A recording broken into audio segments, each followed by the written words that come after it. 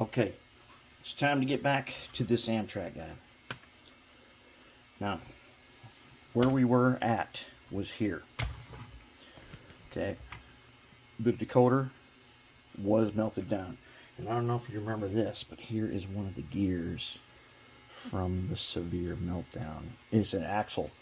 There's an axle that was completely melted down. I was able to obtain another axle, and I got that off another locomotive. But I did find a source of getting these axles, so we're okay on doing that. Now, what we've got now is we've got a Tsunami 2. Oh yeah, you know how much we love these things. Tsunami 2. We've got 2 sugar cube speakers. Hopefully these baffles are not glued on there, because we're going to make our own as long as they're not glued in place.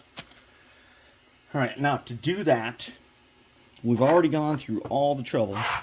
Mechanism, motor, everything is awesome. We've got a platform on here to mount the decoder. It's all wired up, ready to roll. What's not ready to roll is we need a light here and a light there, and that's not easy because there's a cab interior, and I still haven't figured out how I'm going to get this cab off here because it's at least partially glued in place. Now the rear one has one of those guys. You see that guy? I think what we'll do is we'll just put an SMD on the end of that, and I bet you that whole thing will light up the number boards and lights and everything.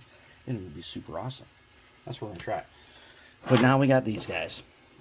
Okay, these are the weights that go on here.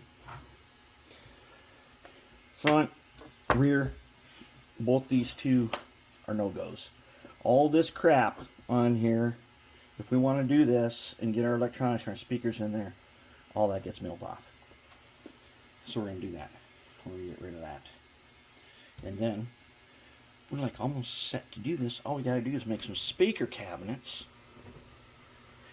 Figure out how the speaker is going to line up in there, and then build an SMD light. So there it is. Back to the Amtrak.